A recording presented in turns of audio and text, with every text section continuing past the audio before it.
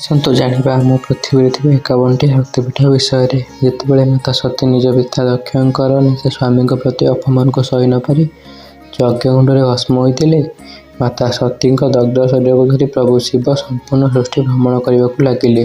ସେ ଯେଉଁଠାରେ ପାଦ ରଖୁଥିଲେ ସେଠାରେ ଅଗ୍ନି ସୃଷ୍ଟି ହେଉଥିଲା।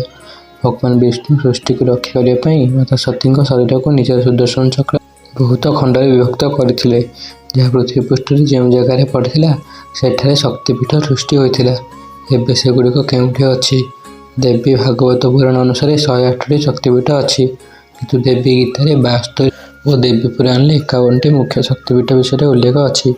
ଏହା କେବଳ ଭାରତ ନୁହେଁ, ଅନ୍ୟ ଦେଶରେ ମଧ୍ୟ ରହିଛି। ଏହା ମଧ୍ୟରୁ 40ଟି ଭାରତରେ, 4ଟି ବାଂଲାଦେଶରେ ଓ 2ଟି ନେପାଳରେ, 2ଟି ପାକିସ୍ତାନରେ, 1ଟି ଶ୍ରୀଲଙ୍କାରେ ରହିଛି।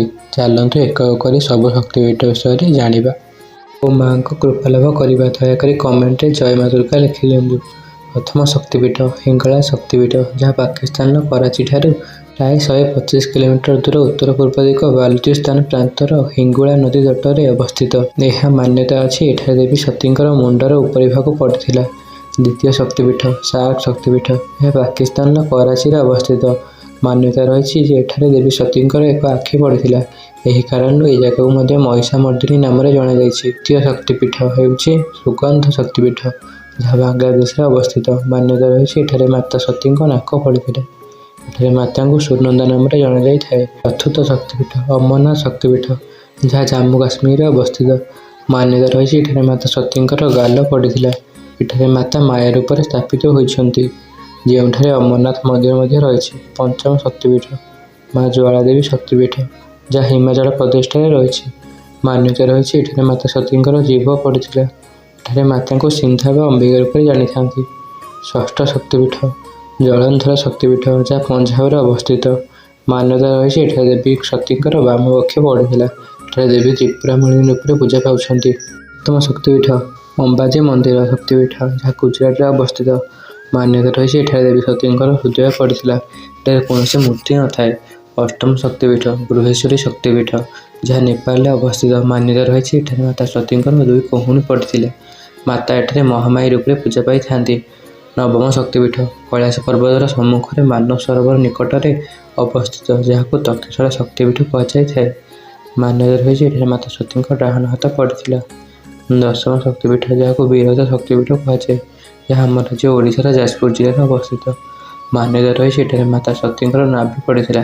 ଏଠାରେ ମାତା ବିରଜା ରୂପରେ ପୂଜା ପାଇଥାନ୍ତି। ଏହାକୁ ନାଭି କ୍ଷେତ୍ର ମଧ୍ୟ କୁହାଯାଇଥାଏ। 11ତମ ଶକ୍ତିପୀଠ କଣିକା ଶକ୍ତିପୀଠ 11ତମ ଶକ୍ତିପୀଠ କଣିକା ଶକ୍ତିପୀଠ, ଯାହା ନେପାଳରେ ରହିଛି। ମାନ୍ୟତା ରହିଛି ଏଠାରେ ମାତା ସତୀଙ୍କ ମସ୍ତିଷ୍କ ପଡ଼ିଥିଲା।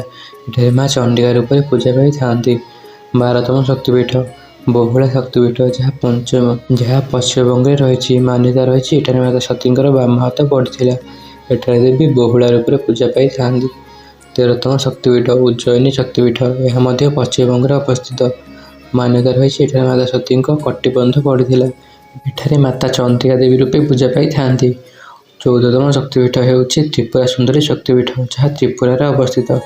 ମାନ୍ୟତା ରହିଛି ଏଠାରେ ମାତା ସତୀଙ୍କ ଡାହାଣ ଚରଣ ପଡ଼ିଥିଲା। ଏଠାରେ ମାତା ତ୍ରିପୁରା ସୁନ୍ଦରୀ ରୂପେ ପୂଜା ପାଇଥାନ୍ତି। 15ତମ ଶକ୍ତିପୀଠ ଚଟଳ ଶକ୍ତିପୀଠ, ଯାହା ବାଂଲାଦେଶରେ ଅବସ୍ଥିତ। ମାନ୍ୟତା ରହିଛି ଏଠାରେ ମାତା ସତୀଙ୍କର ଡାହାଣ ଭୁଜା ପଡ଼ିଥିଲା। ମା ଏଠାରେ ଦେବୀ ଭବାନୀ ରୂପେ ପୂଜା ପାଉଛନ୍ତି। 16ତମ ଶକ୍ତିପୀଠ ତ୍ରିସ୍ତୋତା ଶକ୍ତିପୀଠ, ଯାହା ପଶ୍ଚିମବଙ୍ଗରେ ଅବସ୍ଥିତ। ମାନ୍ୟତା ରହିଛି ଏଠାରେ ମାତା ସତୀଙ୍କ ବାମ ଚରଣ ପଡ଼ିଥିଲା। ଏଠାରେ ଦେବୀ ବ୍ରାହ୍ମଣୀ ରୂପେ ପୂଜା ପାଇଥାନ୍ତି। 17ତମ ଶକ୍ତିପୀଠ କାମାକ୍ଷା ଶକ୍ତିପୀଠ, ଯାହା ଆସାମରେ ଅବସ୍ଥିତ। ମାନ୍ୟତା ରହିଛି ଏଠାରେ ମାତା ସତୀଙ୍କ ଯୋନି ପଡ଼ିଥିଲା। ଏଠାରେ ମା କାମାକ୍ଷା ରୂପେ ପୂଜା ପାଇଥାନ୍ତି। ଏହା ତନ୍ତ୍ର ସାଧନା ପାଇଁ ପ୍ରସିଦ୍ଧ ଅଟେ। ଅନ୍ୟ ଶକ୍ତିପୀଠ ଗୁଡ଼ିକୁ ମୁଁ ଦ୍ୱିତୀୟ ଅଧ୍ୟାୟରେ କହିବି। ଯଦି ଏହାର ସେକେଣ୍ଡ ପାର୍ଟ ଚାହୁଁଛନ୍ତି, କେବେ କମେଣ୍ଟରେ ଲେଖି ଜଣାନ୍ତୁ ଓ ତା ସହ ଲେଖିଦିଅନ୍ତୁ ଜୟ ମା ଦୁର୍ଗା। ନମସ୍କାର।